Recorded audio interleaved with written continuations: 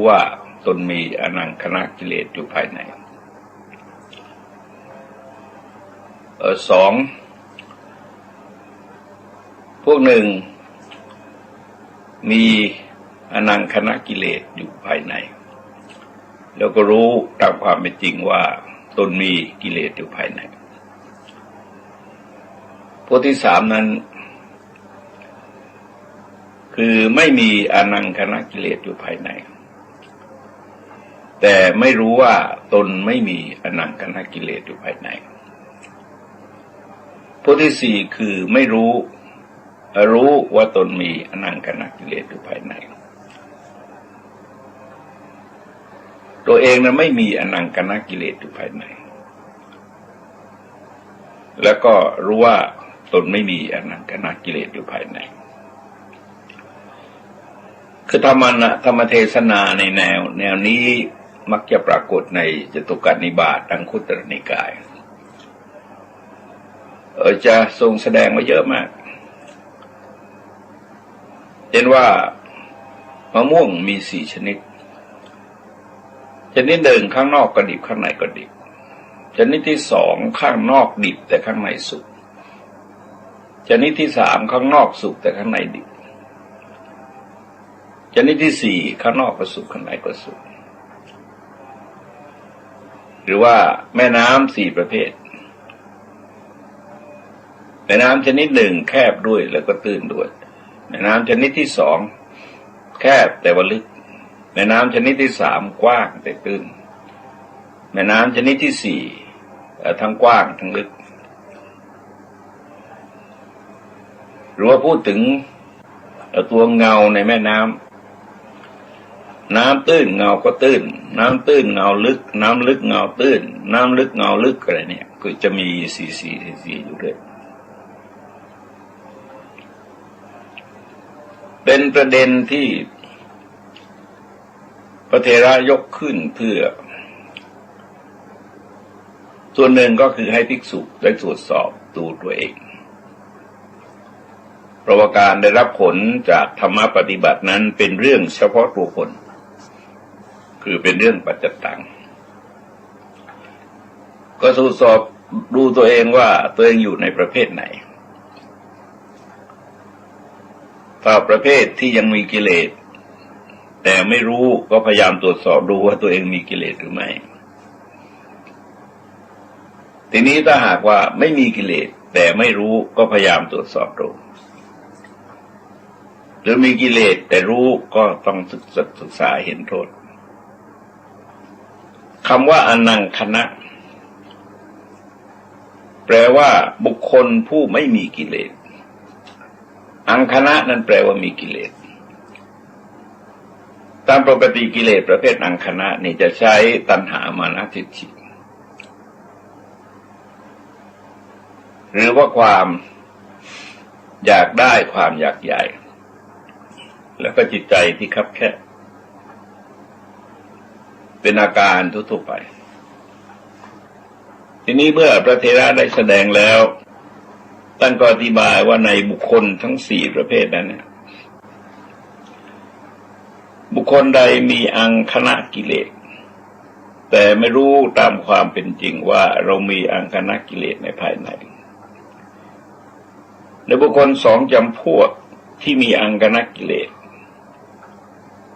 เหมือนกันนี้บุคคลนี้คือจำพวกที่หนึ่งบัณฑิตกล่าวว่าเป็นบุรุษเลวทรามในบุคคลที่สี่จำพวกนั้นบุคคลใดไม่มีอังคณะกิเลสรู้ตามเป็นจริงว่าเรามีอังคณะกิเลสภายในในบุคคลสองจำพวกนี้มีอังคณะกิเลสก็เหมือนกันบุคคลจำพวกที่สองบัณฑิตกล่าวว่าเป็นบุคคลประเสริฐคือหมายความว่าพูดง่ายๆนะคนพาลที่รู้ตัวเองว่าเป็นคนพาลก็มีโอกาสที่จะเป็นบัณฑิตแต่คนพาลที่ไม่รู้ว่าตัวเองเป็นคนพาลเนี่ยเป็นคนพาลแท้ผลบัณฑิตที่รู้ว่าตัวเองเป็นบัณฑิตมันก็เป็นบัณฑิตแท้แต่ว่าเป็นบัณฑิต ไม่รู้ว่าตัวเองเป็นบัณฑิตก็แน่นอนในเนื้อหาจริงๆท่านก็เป็นบัณฑิตแต่ก็ไม่รู้เห็นตามความเป็นจริงก็ไม่จัดว่าเป็นผู้ประเสริฐแท้แต่ประเสริฐนั่นแหละแต่เพียงแต่ว่าไม่ประเสริฐแท้ทีนี้เมื่อพระสารีบุตรกล่าวอย่างนี้พระมหาโมคคัลลานะซึ่งก็นั่งอยู่ด้วยก็ได้ตั้งคำถามว่าอะไรหนอเป็นเหตุเป็นปัจจัยที่ทำให้บุคคลสองจำพวกที่มีอังคณกิเลสเหมือนกันคนหนึ่งบัณฑิตกล่าวว่าเป็นบุรุษเลวทรามคนหนึ่งบัณฑิตกล่าวว่าเป็นบุรุษผู้ประเสริฐแล้วก็อะไรหนอเป็นเหตุเป็นปัจจัยที่ทำให้บุคคลสองจำพวกที่ไม่มีอังคณกิเลสเหมือนกันคนหนึ่งบัณฑิตกล่าวว่าเป็นบุรุษเลวทรามคนหนึ่งบัณฑิตกล่าวว่าเป็นบุรุษผู้ประเสริฐคือหมายความว่ามีหรือไม่มีกิเลสด้วยกันแต่พอแบ่งออกเป็นสองก็ฝ่ายหนึ่งเป็นคนเลวทรามฝ่ายหนึ่งเป็นผู้ประเสริฐไปพระสารีบุตรก็กล่าวว่าบุคคลใดที่มีอังคณกิเลสแต่ไม่รู้ตามความเป็นจริงว่าเรามีอังคณกิเลสในภายในข้อที่บุคคลนั้นพึงหวังได้คือเขาจักไม่ยังความพอใจให้เกิดจักไม่พยายามจักไม่ประรบความเพียรเพื่อจะละอังคณกิเลสนั้นเสียเขาจะเป็นผู้มีราคะมีโทสะมีโมหะมีกิเลสมีจิตใจเศร้าหมองทำกาละเปรียบเหมือนถาดทองสำริดที่บุคคลนำมาแต่ร้านตลาดหรือแต่สกุลช่างก็ในขณะนั้นอย่างน้อยก็มีละอองมีสนิมจับอยู่แต่ว่าท่านไม่รู้ว่ามีละอองมีสนิมก็ไม่มีการชำระล้างขัดสีโอกาสที่จะเจอพิษภัยกับสนิมของถาดสำริดมันก็มีได้ท่านจึงบอกว่า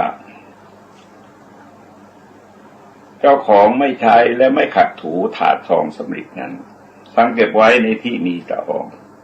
เมื่อเป็นเช่นนั้นต่อมาถาดทองสำริดนั้นจะพึงเป็นของมัวหมองสนิมจับยิ่งขึ้นไม่ใช่อื่น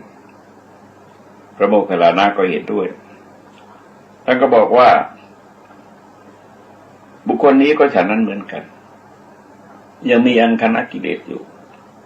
แต่ไม่รู้ความเป็นจริงว่าเรายังมีอังคณกิเลสในภายในข้อที่บุคคลนั้นพึงหวังได้คือเขาจะไม่ทำความพอใจให้เกิดจักไม่พยายามจักไม่ประรบความเพียรเพื่อละกิเลสนั้นเสียเขาจะเป็นผู้มีราคะมีโทสะมีโมหะมีจิตเศร้าหมองทำกาละทีนี้เมื่อจิตเศร้าหมองทำกาละกติภพที่จะไปอุบัติมันก็เป็นกติเป็นภพที่เป็นอบายไม่ดีทีนี้ในประเด็นที่สองพระสารีบุตรอธิบายว่าบุคคลใดยังมีอังคณกิเลสอยู่ก็รู้ตามความเป็นจริงว่าเรายังมีอังคณกิเลสในภายในก็เป็นเหตุให้ท่านพยายามประรบความเพียรมีพยายามติดต่อขัดเกลากิเลสตัวเองให้เจือจางเบาบางลงไปแล้วในที่สุดมันก็เหมือนกระถาสำริดอย่างที่ว่ามาแล้วคือว่าเราได้มาจากร้านหรือจากอะไรก็ตามแล้วมันก็ต้องมีฝุ่นมีละอองมีธุลีอยู่เรารู้เห็นตามความเป็นจริงเราก็ขัดให้ดีซะก่อนถึงจะใช้งานในสุดเราก็เป็นเจ้าของถาดสำริดที่สะอาดใช้งานได้จิตใจของบุคคลเราก็เหมือนกันประการที่สามท่านบอกว่าบุคคลใดไม่มีอังคณกิเลสแต่ไม่รู้ตามความเป็นจริงว่าเราไม่มีอังคณกิเลสในภายในก็การที่เขาจะ มนสิการถึงสุภนิมิตคือจิตที่กำหนดว่ารูปสวยเสียงไพเราะกลิ่นหอมรสอร่อยสัมผัสน่าจะต้องมันก็จะเกิดขึ้นเพราะมนสิการเช่นนั้นราคะโลภะโทสะโมหะก็จะเกิดขึ้นครอบงำจิตใจของท่านก็จิตจะเศร้าหมองทำกาละก็เหมือนถาดสำริดดังที่กล่าวแล้วคือเขาไม่ได้ทำระขัดสีสิ่งขุ่นมัวเศร้าหมองให้ออกไป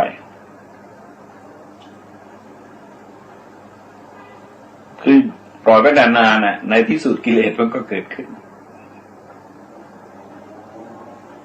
ดังนั้นการที่ปฏิบัติธรรมเนี่ยโดยหลักการที่ท่านสอนก็คือว่ามันมีการตรวจสอบคล้ายๆกับอะไรล่ะคล้ายๆกับเรื่องสัจจทิฏฐิกับอุเทศทิฏฐิเนี่ยเราจะเห็นว่าเป็นที่มาของสรรพกิเลสสารพัดเช่นถ้าเราไปมองว่าสิ่งทั้งหลายขาดศูนย์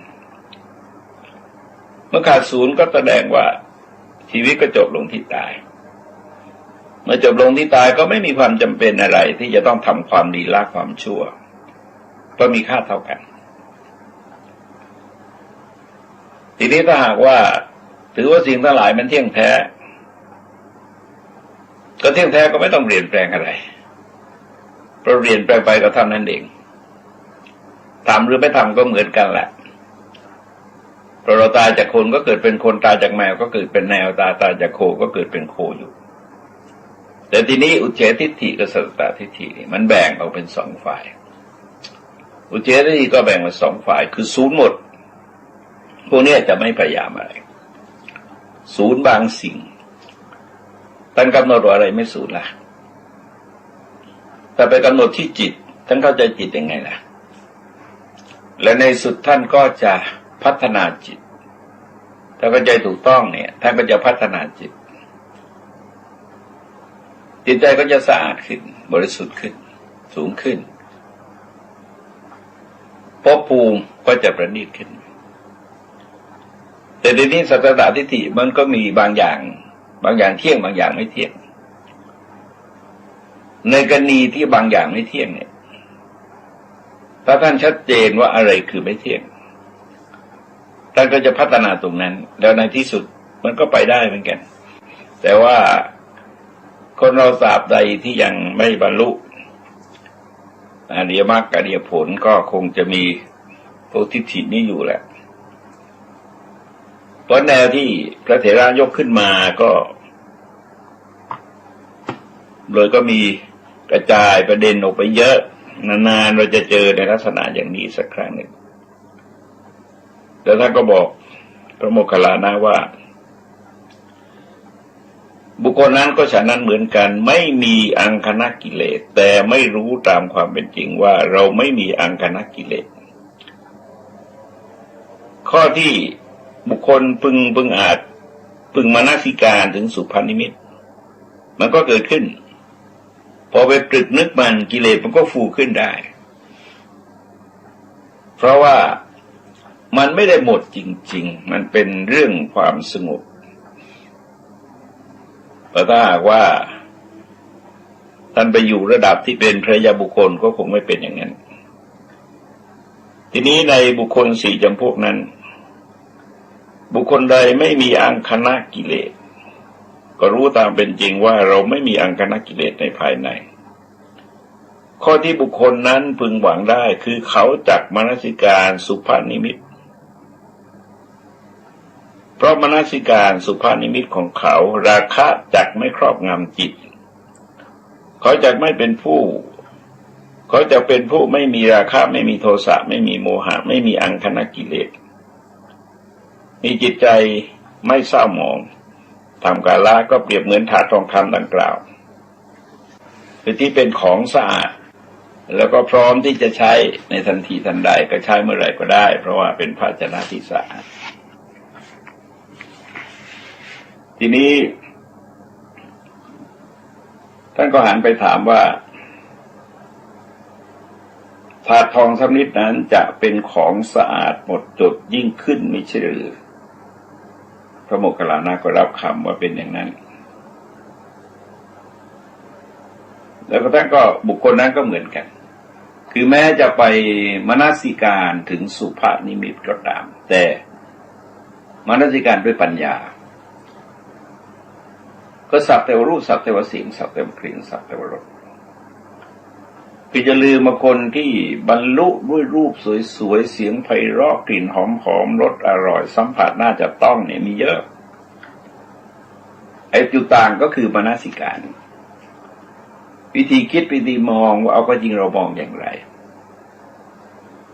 อย่างแนวของสมถกรรมฐานท่านฟังจะเห็นว่า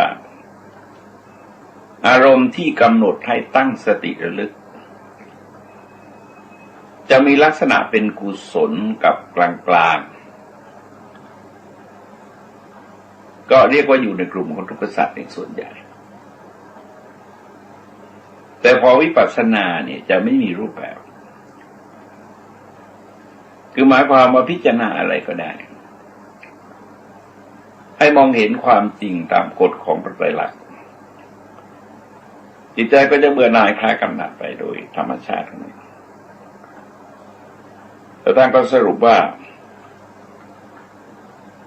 ท่านโมคคัลลานะนี่แลเป็นเหตุนี่แลเป็นปัจจัยที่ทำบุคคลสองจำพวกที่มีกิเลสเหมือนกันคนหนึ่งบัณฑิตกล่าวว่าเป็นบุรุษเลวทรามคนหนึ่งบัณฑิตกล่าวว่าเป็นบุรุษผู้ประเสริฐแล้วก็นี่แหละเป็นเหตุเป็นปัจจัยที่ทำให้บุคคลสองจำพวกที่ไม่มีอังคณกิเลสด้วยกันคนหนึ่งบัณฑิตกล่าวว่าเป็นบุรุษเลวทรามคนหนึ่งบัณฑิตกล่าวว่าเป็นบุรุษประเสริฐทีนี้ท่านก็ตั้งประเด็นปัญหาว่าคำกล่าวที่ว่าอังคณะเป็นชื่อของอะไรพระสารีบุตรก็บอกว่าเป็นชื่อของอิจฉาวจรที่เป็นบาปอกุศลคือหมายความว่าการสายไปของจิตในกระแสของอกุศลนะกิเลสตัวไหนกระตุ้นก็ไม่รู้เพราะว่าท่านแสดงไว้เยอะมากจะยกตัวอย่างว่าภิกษุบางรูปในธรรมวินัยนี้เกิดการปรารถนาอย่างนี้ว่าเราเป็นผู้ต้องอาบัติแต่ภิกษุทั้งหลายอย่ารู้ว่าเราต้องอาบัติเลยแต่เป็นไปได้ที่ภิกษุทั้งหลายพึงรู้ว่าภิกษุนั้นต้องอาบัติเธอก็จะโกรธไม่แช่มชื่นเพราะคิดว่าท่านผู้มีอายุทั้งหลายรู้ว่าเราต้องอาบัติความโกรธและความไม่แช่มชื่นทั้งสองนี้ชื่อว่าอังคณกิเลส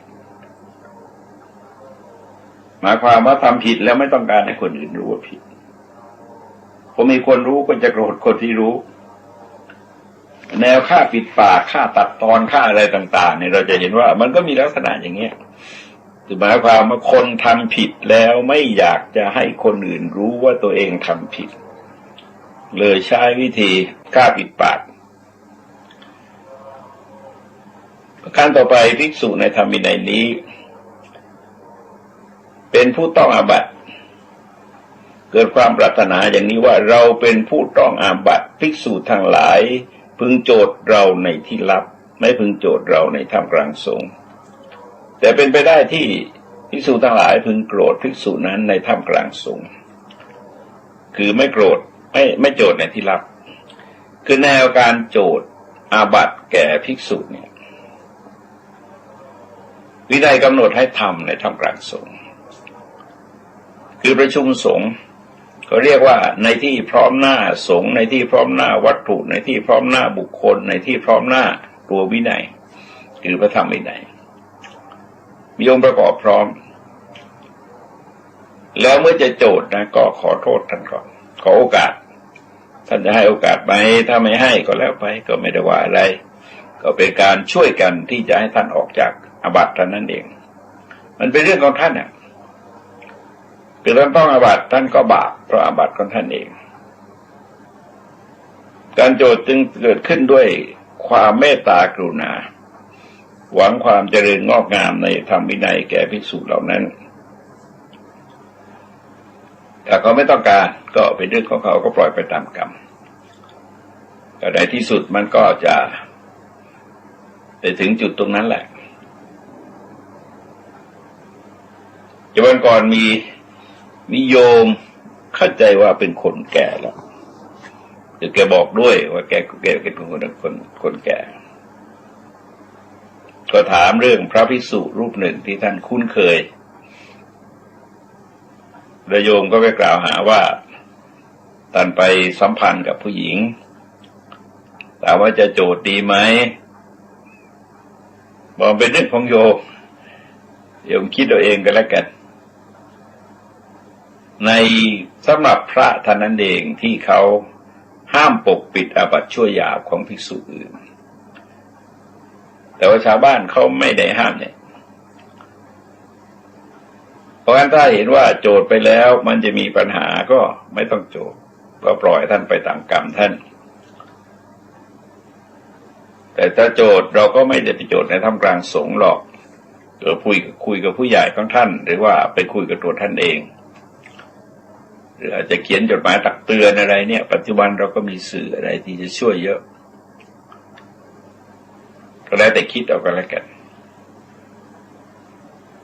ก็ในที่สุดรู้สึกจะปล่อยไปตามกรรมเพราะว่าบางทีในการมองปัญหาอะไรมันง่ายเกินไปและโดยเฉพาะอย่างยิ่งคือข่าวคราวเกี่ยวกับพระกสีกาเนี่ยนะมันเป็นเรื่องอ่อนไหวสุดๆเลยพระเองก็ต้องระมัดระวังมาก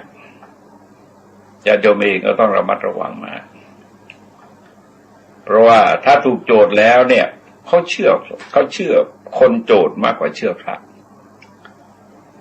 ซึ่งถือว่าเป็นความคิดที่แปลกโดยไม่มองฐานของที่มาของผู้โจทย์และผู้ถูกโจทย์ว่าผู้โจทย์มีศีลสักข้อหนึ่งหรือเปล่าเอาศีลห้านี่มีหรือเปล่าแต่ผู้ถูกโจทย์เนี่ยเขารักษาศีลตั้งเยอะแล้วเขาก็บวชกันมานานๆมันไม่ใช่เรื่องที่เป็นไปได้ง่ายที่ว่าจะไปยุ่งเกี่ยวกับสตรีเพศแต่ว่าอย่างน้อยเราก็อยู่ในเพศของสมณะเนี่ยแต่กิจกรรมต่างๆมันดึงกายดึงจิตออกจากอำนาจของกิเลสก็ขัดเกลากิเลสไปเรื่อยๆทำได้มากหรือทำได้น้อยก็ไม่รู้แหละก็แล้วแต่ท่านแต่ว่าโอกาสที่โจทย์แล้วผิดเนี่ยอย่างสมัยจอมพลสฤษดิ์ที่โจทย์พระเยอะเลยจับพระสึกไปเยอะแล้วผลสุดท้ายศาลตัดสินยกฟ้องหมดเลยตอนนั้นพระเหล่านั้นก็กลับไปบวชไม่ได้ก็ที่มีกลับไปนุ่งห่มจีวรใหม่ก็มีเฉพาะหลวงพ่อวัดมหาธาตุซึ่งต่อมาก็ได้เป็นสมเด็จพระพุทธาจารย์เป็นผู้ปฏิบัติหน้าที่สมเด็จพระสังฆราชอยู่ระยะหนึ่งเพราะเรื่องเหล่านี้อย่าตัดสินอะไรง่ายเกินไปโดยเฉพาะเกี่ยวกับการเพศสัมพันธ์เนี่ยคือเราต้องมองในแง่ความจริงว่าสามีภรรยาก็อยู่กันมีลูกมีเต้าเป็นโหลก็ยังไม่เคยเห็นใครเขามีเพศสัมพันธ์ใครไม่มีใครเห็น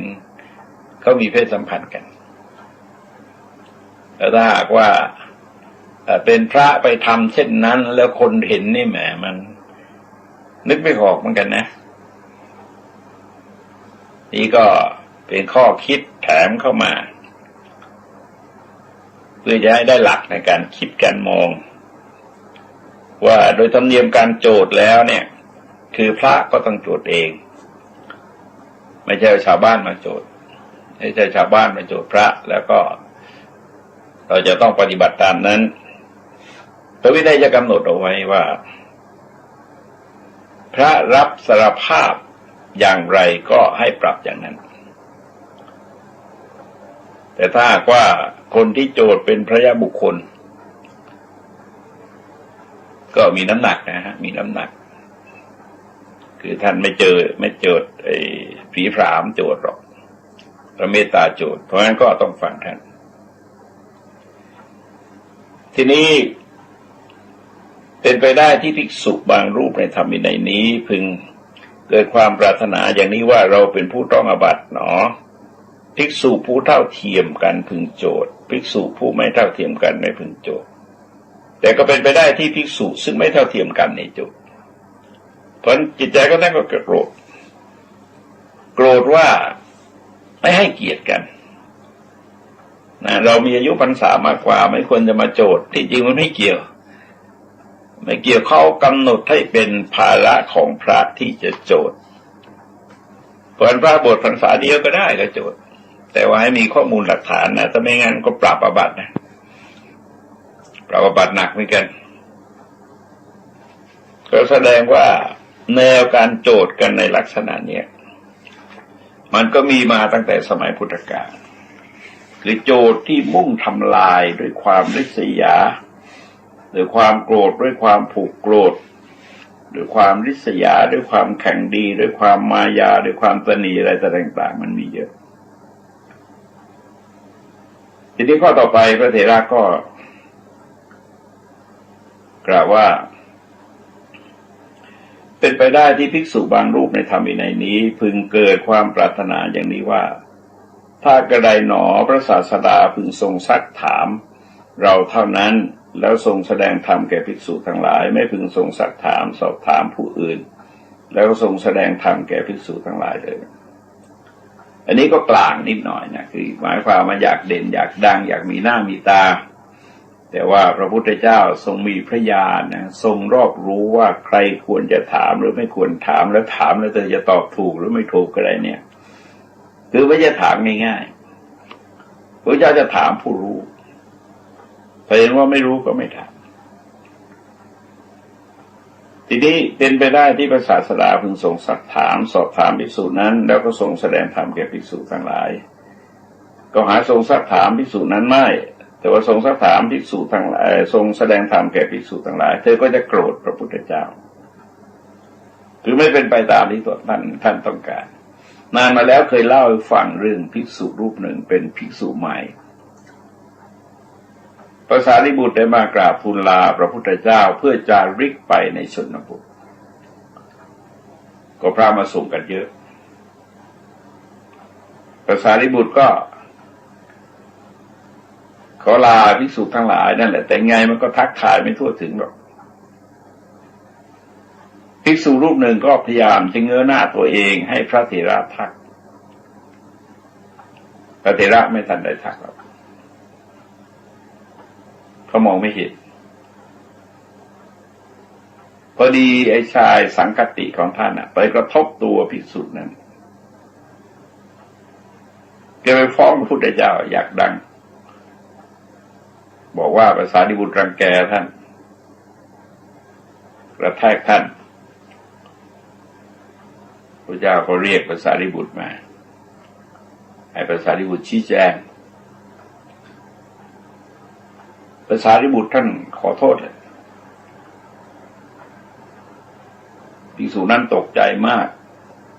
เกิดร้าวร้อนขึ้นมาจากข้างในต้องขอกำมันโทษต้องสารภาพความผิด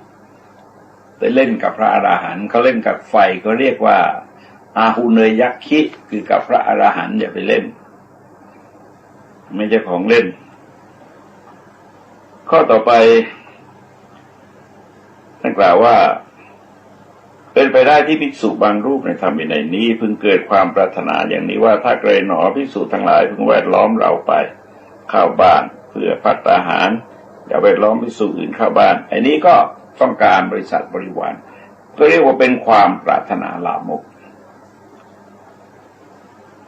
ถ้าเป็นไปได้ท่านก็จะเกิดตัณหาต่อหมายความว่าอยากจะเพิ่มบริวารต่อถ้าไม่ได้ท่านก็จะโกรธแล้วอาจจะโกรธคนพระที่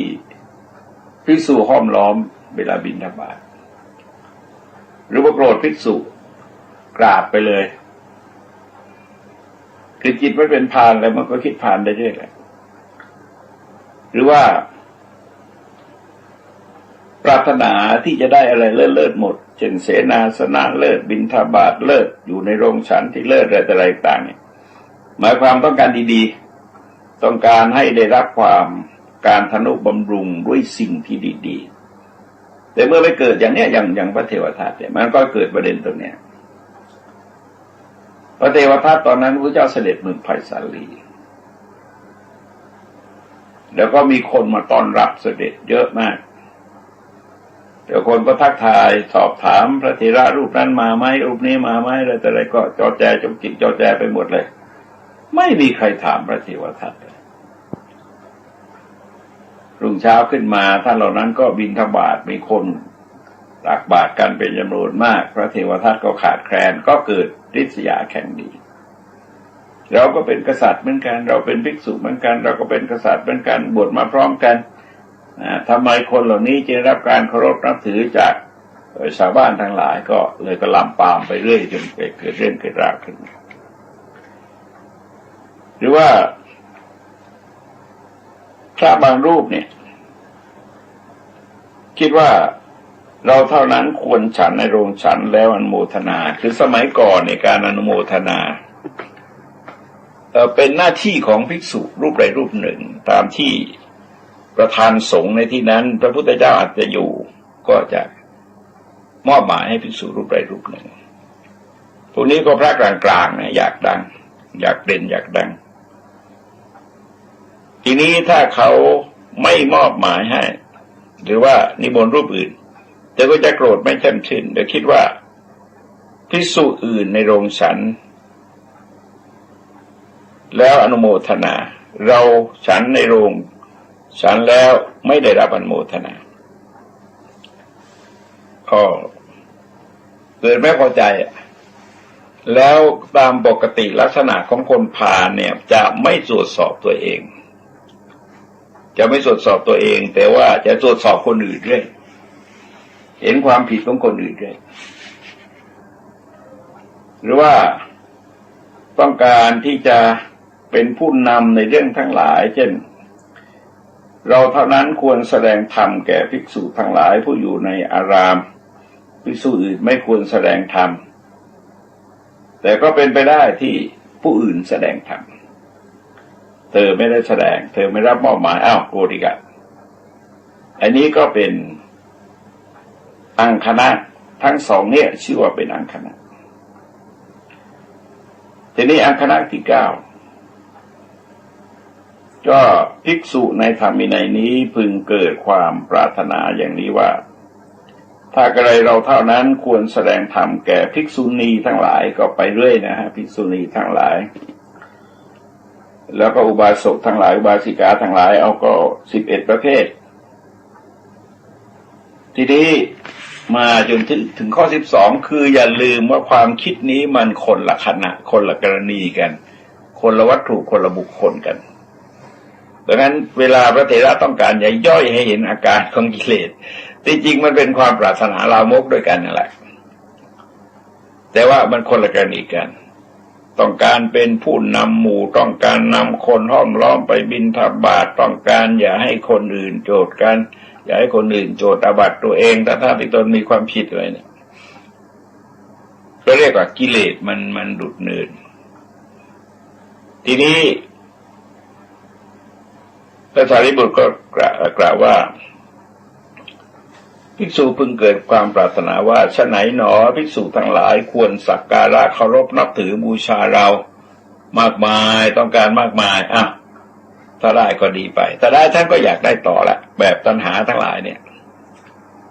ทีนี้ถ้าไม่ได้ก็จะโกรธไม่แช่มชื่นกิเลสก็เกิดอีกละหรือว่าแต่คิดว่าทำอย่างไรหนอภิกษุบางรูปในธรรมวินัยนี้พึงเกิดความปรารถนาอย่างนี้ว่าถ้ากระไรภิกษุณีทั้งหลายอุบาสกทั้งหลายอุบาสิกาทั้งหลายอีกแหละก็พึงเคารพนับถือบูชาสักการะต่อเราถ้าได้ท่านก็เกิดตัณหาต่อถ้าไม่ได้ท่านก็เกิดโทสะอาจจะโทสะในภิกษุภิกษุณีอุบาสกอุบาสิกาก็ผ่านดีผ่านขวางไปเรื่อยๆก็ลามปามแบบพระเทวทัตกันลามปามที่เราเห็นเลยพระเทวทัตเนี่ยลามปามไปไม่เป็นเรื่องก็วันก่อนดูอะไรเขาเรียกว่าเป็นไม่ใช่เป็นเชิงการ์ตูนนะที่สถานีพระพุทธศาสนา เขาก็ออกตอนที่พระเทวทัตถูกธรณีสูบพอดีก็ทำดีนะฮะทำดีแต่ว่าพระพักตร์พระพุทธเจ้าเนี่ยมันไม่ค่อยตรงกันคือน่าจะใช้ช่างคนเดียวแล้วก็เขียนไปก็สวยงามแหละว่าจริงๆก็สวยงามน่าสนใจหรือว่าต้องการพวกนี้ต้องการไม่ใช่ต้องการปัจจัยทั้งสี่เนี่ยที่ประณีตปรารถนาไปเรื่อยๆไปจนถึงอะไรล่ะจีวรบิณฑบาตเสนาสนะกีฬานะปัจจัยทั้งหมดก็รวมแล้วก็ท่านพระเถระแสดงไว้19อย่างด้วยกันก็เป็นอิจฉาวจรคือจิตมันแล่นไปตามกระแสของกิเลสนี่พูดในกรณีของภิกษุที่ตัวเองมีเอากิเลสภายในก็แล้วกันมีกิเลสอยู่ภายในแล้วก็ไม่รู้ว่าตัวเองมีกิเลสอยู่ภายในหรือว่าตัวเองไม่มีกิเลสอยู่ภายในแต่ไม่รู้ว่าตัวเองไม่มีกิเลสอยู่ภายในโอกาสที่จะตรึกนึกเนี่ยมันตรึกนึกเป็นทางอกุศลเนี่ยมันจะเกิดขึ้นได้ทีนี้ท่านก็กล่าวต่อไปเพื่อแสดงให้เห็นถึงการสายของกิเลสการสายของกิเลสเป็นแนวที่อะไรอะแนวของโปโนโพวิกานะหมายความว่าได้อย่างนี้ได้อย่างนี้ได้อย่างนี้ได้อย่างนี้ได้อย่างนี้ก็ได้ไปเรื่อยๆแล้วได้ไปแล้วก็ไม่รู้ไปทำอะไรความอยากเหล่านี้ที่ยังนึกว่าโลกเราต่อไปจะลำบากเพราะว่าความโลภเนี่ยมันจะทำลายล้างผลาญทรัพยากรไปเรื่อยๆมีความรุนแรงไปเรื่อยๆทีนี้เมื่อต่างฝ่ายต่างก็อยากได้มันก็ยื้อแย่งทรัพยากรกันพอยื้อแย่งทรัพยากรมันก็ไปยึดครองดินแดนกันก็กลายเป็นศึกสงครามก็เตรียมอาวุธยุทโธปัจจัยรบกันอีกก็ถ้าอยู่ไปได้สัก10 ปีคงจะเห็นอะไรแรงๆขึ้นมาตัวนี้มันทำยอดทุกวันเนี่ยทำยอดแข่งขันกันทุกวันแม้แต่ตลาดหุ้นขึ้นลงโอ้มันก็ตื่นเต้นกันตั้งเป้าไว้สูงอยากได้อย่างนั้นอย่างนั้นอย่างนั้นอย่างนั้นแต่ไม่นึกว่าความต้องการของคนนั้นไม่จำกัดแต่วัตถุที่จะตอบสนองมันมีอยู่อย่างจำกัดในขณะที่ปริมาณคนเพิ่มขึ้นแต่ความต้องการที่ไม่จำกัดมันจะเพิ่มขึ้นแต่วัตถุมันร่อยรอลงไปเรื่อยๆจากการศึกสงครามเราลองดูว่าอาวุธยุทธปัจจัยในเครือสงครามทั้งหลายเนี่ยนะโอ้มันแพงจังเลยแต่ละอย่างอย่างสมัยสงครามอเมริกากับอิรักนะฮะสงครามที่เกี่ยวกับคูเวตอะสงครามอ่าวเขาเรียกสงครามอ่าวตัวนี้ก็พยายามติดต่อเรื่องราคาของอาวุธพยายามศึกษาเรื่องราคาของอาวุธโอ้เราเสียดายจังแร่ธาตุชั้นดีถูกทำลายแล้วเอามาทำลายแล้วก็ทำลายทั้งคนทั้งแร่ธาตุทั้งสภาพแวดล้อมทั้งธรรมชาติทั้งทำลายหมดเลยนี่กิเลสประเภทโลภะโทสะโมหะทีนี้แต่ถ้าคนประเภทที่ว่ามันมีอังคณะอิจฉาวจรอกุศลที่ยังละไม่ได้เนี่ยคือความปรารถนาที่มันเล่นไปเรื่อยๆถ้าเราสังเกตว่าท่านจะเน้นไปที่ตัวปรารถนาแต่ว่าไม่สมปรารถนาก็เกิดโทสะก็ลามปามไปเรื่อยๆทีนี้พระสารีบุตรท่านก็มากล่าวว่าท่านครับอิจฉาวจรที่เป็นบาปอกุศลเหล่านั้นที่ภิกษุรูปใดรูปหนึ่งยังละไม่ได้ชนทั้งหลายยังเห็นอยู่ยังได้ยินอยู่แม้เธอจะอยู่ในป่ามีเสนาสนะอันสงัดหรือบิณฑบาตเป็นวัดเที่ยวบิณฑบาตเป็นวัดลำดับตามตอกก็สรุปว่าถือธุดงค์เนี่ย ถึงเพื่อนสัมปรามจารีทั้งหลายก็ไม่สักการะเคารพนับถือบูชาภิกษุนั้นคนนั้นเพราะเหตุอะไรเพราะอิจฉาวจรคือการแล่นไปของจิตด้วยแรงปรารถนาที่เป็นบาปอกุศลเหล่านั้นอันท่านผู้มีอายุนั้นยังละไม่ได้จนทั้งหลายยังเห็นอยู่และยังได้ยินอยู่เปรียบเหมือนกระถาดทองสำริดที่บุคคลนำมาแต่ร้านตลาดหรือแต่สกุลช่างเป็นของไม่สะอาดหมดจดเจ้าของก็ซากศพงูซากศพสุนัขหรือซากศพมนุษย์วางไว้ในถาดทองสำริดนั้นติดด้วยถาดทองสำริดในที่อื่นแล้วก็นำไปตลาดจนทั้งหลายก็เห็นก็ชื่นชมแต่พอเปิดขึ้นไป